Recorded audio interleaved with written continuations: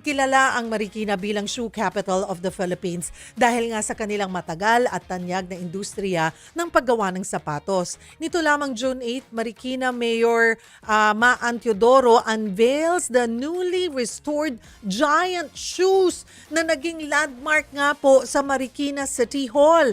Ang giant shoes na ito o shoe na ito ay ang may hawak ng Guinness World Records bilang pinakamalaking pares ng sapatos. Ayan, sa buong mundo. Ayan. At ang grupo ng shoemaker na nanguna sa restoration ang magkakasama po natin today. Kasama natin si Sir Noel Evangelista, ang owner ng Sea Point Marikina. Perfect morning, Sir Noel. Morning po, ma'am. Ayan, nakakatuwa naman. Isa po kayo sa mga pioneers ng shoemakers po sa Marikina. Opo. Gano'n na ba katagal ang Sea Point? Ang Sea Point po nag-start po kasi 2009. Pero Okay. previous po, third generation na po ako na magsasapatos. Oo, parang si Lori kanina. Opo. So, sobrang tagal na po namin sa shoe industry. Oo, at kasama po kayo doon sa nag-restore. Opo. Nung gaano katagal yung restoration? Bali, kinuha po namin siya February This year? this year. Okay. So, ni-restore namin siya. Mahirap kasi siyang i-restore. Mas madali pang gumawa ng bago kaysa mag-restore. Oo, yes, Opo. yes, Ganun yes. po yun. Saka Delix, no? Yung Delix, talagang opo.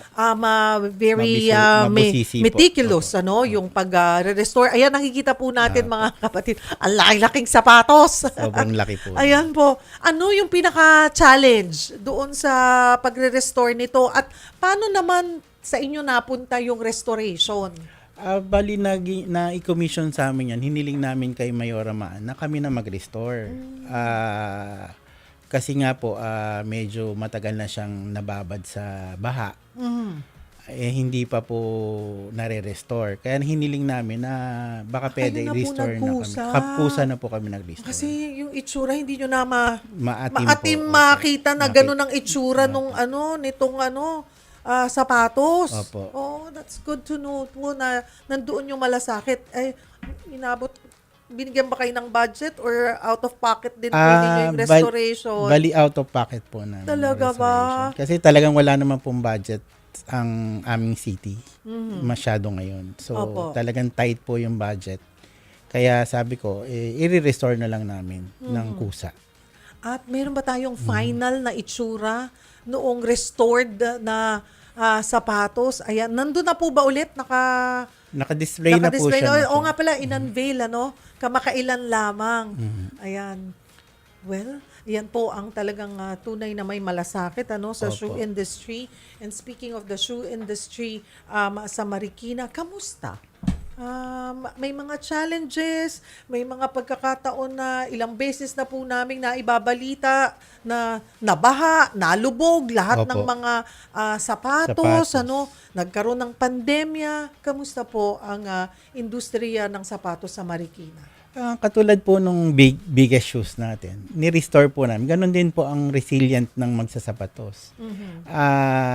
Talaga pong every challenges na overcome naman po natin. Kumbaga sabi nga nila, doon tayo tumatatag sa mga pagsubok. Kaya po yung resilient natin sa paggawa o yung pag-innovate, marami po tayong mga challenges po talaga ngayon. Umabot pa sa punto na, teka, bubuksan ko pa ba to or kaya pa ba natin idiretso yung operation? Opo, lalo na po nung pandemic. So talagang hindi Matagal. naman po talaga kami. 2-3 years. Opo. Nung pandemic po, ang ginawa po namin, online selling. So tinuruan po namin yung manggagawa namin kasi wala na po silang Mag-online. trabaho eh. Tapos hindi pa nila. Opo. Syempre yung iba nangangapa, di ba? Paano ba mag-online selling? Opo. Oo. Nag-seminar po kami ng mga tao namin, ng mga iba pong online seller. Tinuruan namin po sila para mag-online. So doon po sumiklab po ang online selling sa atin. Nakabenta naman. Opo. May siguro na-discover nila, may talent pala ako mag-online sell. Opo, yung mga kaibigan nila, mga kamag-anak nila, nabentahan po nila ng sapatos. Oo. Which is repeat lang ng repeat ngayon. So marami po sa kanila, mga yumaman na po. Tulad ng mga iba naming online seller. Talaga po makikita ninyo, nakabili na ng bahay, nakabili na ng kotse. Samantalang nagsimula lang sila nung pandemic. So yan na po ngayon din ang concentration kasi 'di ba nung panahon ko talagang excited ako, dadalhin ako ng nanay ko para sa mall para mamimili ng school shoes, 'di ba? Opo. Pagpasukan. So ngayon, hindi nyo na po talagang malaking concentration na rin sa pag-market ng mga sapatos nyo ay online. Ay, online po. Ang ginagawa po nila, pumupunta sila sa mga physical stores namin. Minsan, naubusan ng size. I-order nila sa online. So, sa online, in mga 2-3 araw, napapadala na sa kanila yung produkto. So, mas mabilis yung transaction. Paano kayo nag-adjust? Kasi marami sa mga negosyo ay nandoon pa rin yung thinking noon, pre-pandemic at na talagang hindi, physical store pa rin dapat. Pero na-realize para makasurvive nung una during pandemic, mag-online, fine. And then, nung nagluwag na, nagtuloy-tuloy na ngayon, hindi na bumalik. Talagang more of online na ang mga tao rin. Bali, natuto lang po sila mag-online. Pero sa totoo lang, marami pa rin pong pumupunta sa mga physical stores. Kasi ang gusto nila mahawakan yung sapatos. Oo, lalo sa sapatos, mabusisi masukat. nila, Oo. masukat nila, kung comfortable. Pag binili mo kasi sa online, hindi mo alam kung tama ba yung size. Oo. Kasi pangkaraniwan, maliit, At saka malaki. hassle pa yung, although nandoon yung pwede mong i-exchange, Opo. online mo na naman gagawin, Opo. hassle pa rin. Baka pagbalik sa'yo, hindi na naman Hindi na naman maayos, maayos. hindi pala yung size. Minsan din talaga, di ba mga kapatid, hindi sa sizing dun sa design ng paa mo at saka ng sapatos Tama. kung magtutugma. Di ba? So iba talaga pag nasusukat mo. Opo. Yung C-point, C-point shoes, sa dami ng mga brands ginagawa, ang meron kayo na Wala po. sa iba or mas angat kayo kumbaga sa tingin mo? Ang tingin namin yung after-sale service namin. After sales service, Opo. meron. Meron po kaming after-sale service. So, Na ibig sabihin, ang ibig sabihin po, libre po ang repair sa amin. Aba! Lifetime po yun. Ay, talaga ba? Opo. Uy, Kaya hanggat hindi ba gusto nyo po nalulugi? Ang nagiging ano po nun, epekto sa amin is na yung trust po nung mga buyers napupunta po sa amin lahat po. At ng saka trust. para magyabang kayo na, matibay po ito. na lifetime. Lifetime. Kampante kayo na hindi sila madalas babalik sa inyo. Opo. Ano na lang yung talagang parang ang gandang hanapin nyo yung pinakamatagal ng sapatos, pinakamatandang sapatos na nagagamit pa rin na konting repair lang ang ginagawa. Opo, mostly po kasi ang ginagawa po, lalo na mga pang-estudyante, ang binibilan lang po nila yung panganay.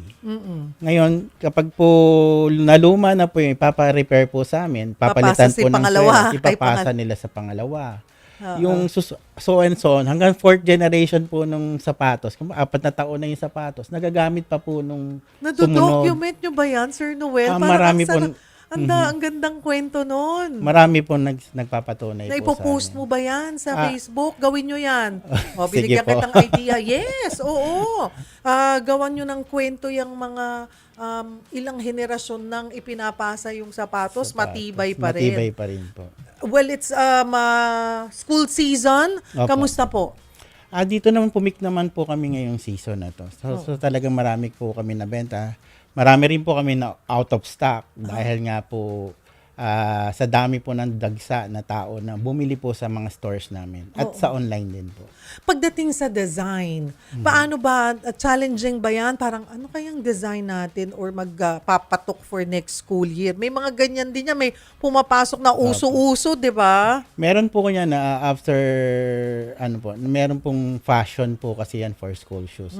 So every time po niyan, every year, nagpapalit po ng fashion. So, bago po yan sa atin dumating, mga 2 years, kasi behind po tayo sa fashion eh. So, pag pinuntahan mo po yan sa mga exhibit sa mga ibang bansa, after 2 years, tsaka pa lang po dadating sa atin yung at magugustuhan ng mga tao. So, alam nyo na, Opo. eventually kung ano. Kagaya niyan, pagpasukan, ang mga LGUs namimigay din ng mga school shoes, 'di ba? Opo. Ay, okay naman ba? Sinusuportahan ba tayo mga shoe manufacturer? Opo, marami naman pong mga LGU na sumusuporta po sa ating gawang Umo-order lokal. naman. Umo-order naman po. Oo. Katulad po ng isang, hindi, pwede ko na bang Oo, magatin? okay lang po. Katulad po ng Pasig, sa amin po umorder sa Marikina po ng shoes. At ang maganda kasi nga doon, 'di ba? Naipapasa. Opo. Naipapasa sa mga sa mga susunod pang mga Opo. ano ba ang pinakapatok niyan diyan ngayon? Lahat po kasi sa amin saleable Oy, eh. sorry Sa totoo naman. lang. Excuse me. That's good. That's a good problem. Okay, sige po. Namumblema po kami ngayon sa production kasi talaga pong That's dahil nice. nagsapo kasi kami ngayong taon. Ang ganda Ano ba naman? Ba't ka pa bibili ng mga kung ano-anong mga branded parang mga branded na kasi 'di ba meron yung iba aminin nyo po kung ano-ano mga branded na worth 50,000 for minsan pag tumitingin ako parang gusto kong atakihin sa puso. Kanina iniyabang ko na kasi Sir Noel yung suot ko Opo. Marikina. Opo. Marikina shoes to. Ayan. Inuulit ko lang. Shoe Avenue. Hello, Miss Net. Ayan. Sobrang favorite ko. At saka, ang tibay. At saka, ilang taon ko nang ginagamit to. Ayan pa rin. Buo pa rin na. Ayan, ayan. Napakalambot. Alright. At komportable. Kagaya ng mga sapatos nyo. Ano yung mga pumatok ngayon sa school? School Katulad season. ngayon, Ayan. mga ganito po, mga parang office shoes, pero ngayon sinusuot na po sa school yan. Parang ang lambot. Anong size to? 39? 39. Tama ba? Opo. 39? Dali. Okay. Ano pa? Ito po, mga school shoes po naman. Ang lambot. Ang komportable. Kahit na kunwari government employee ka Opo. or nasa office work ka na 8 oras kang kailangan nakatayo. Uy, ang lambot. Ito po. Itataas ko. Size ko Sandali lang, sorry. Overtime na tayo. Ito, direct. Ayan ang lambot. Diba? Tsaka komportable nung takong. Opo. Kasi mahirap yung manipis. Manipis. Pero this is just ang perfect. Diba? Ang lambot po, usually, pag local kasi noon, iisipin mo, ang sakit sa Masakit sa paa. tsaka maglilintos yung likod. Hindi po maglilintos. Ako na nagsasabi, ang lambot. Ito, siguro, yun ang isa sa mga consideration nyo, Opo. no? Meron po siyang foam. Ayan, pag titingnan nyo sa loob, mga kapatid, talagang hindi kayo magkakakalyo, mga kabaro kong mga babae. Kasi ayaw namin nagkakakalyo. Ang pangit pag nag-sandals ka, di ba? Tama Makikita po. may corn. Ito, hindi ka magkaka-corn. Ano pa ang mga patok?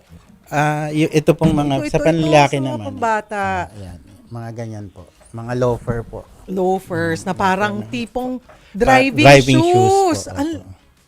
Yan po ang concept nito. ngayon. Ang nice. Ay, ito yung sa mga kids. Na, alam mo, mga kapatid, pag tinignan mo, no, alam mong tatagal Opo.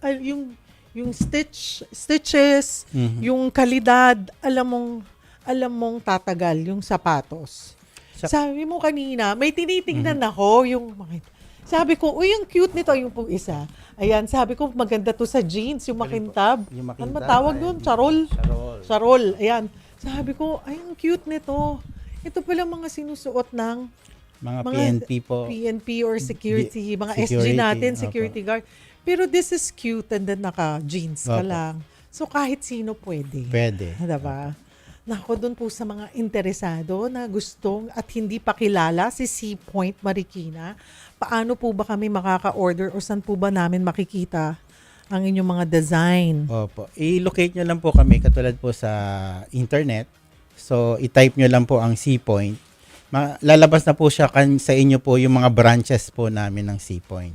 Kung saan po kami nakatalaga o mga physical stores namin. At the same time po, may Facebook page po kami. Pwede po kayong umorder sa page po namin. Ayan. Ay.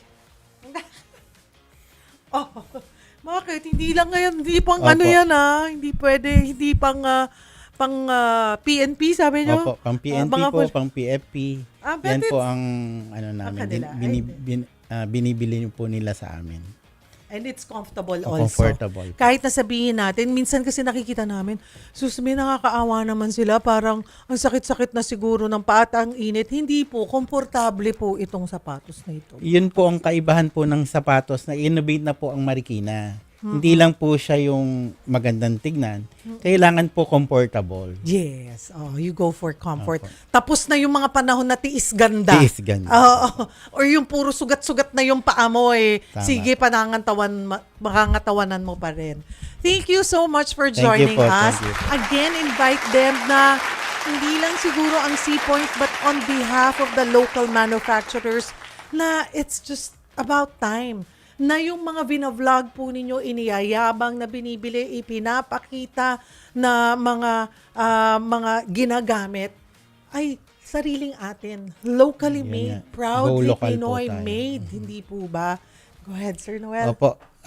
Inimbitahan po namin kayo sa mga stores po namin para makita nyo kung gaano katibay, gaano ka-comfort, at gaano kamura po ang mga produkto namin. Kasi at the same time, kasama po sa binili nyo ay yung tiwala po na ninyo sa amin na ang sapatos nyo ay tatagal.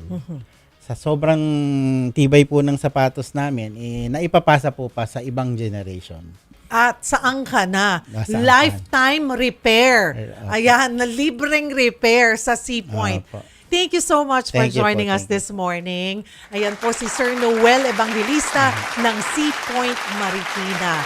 Ayan po, nakita nyo yung iba't ibang designs. Kung nabitin kayo, namimili kayo, hindi pa kayo makadecide at kailangan nyo ng bagong sapatos pantrabaho, siguradong hindi kayo kakalyuhin, siguradong hindi kayo lilintusin. Tama ba yun? Opo. Komportable kayo makakapasok sa inyong mga trabaho or eskwela.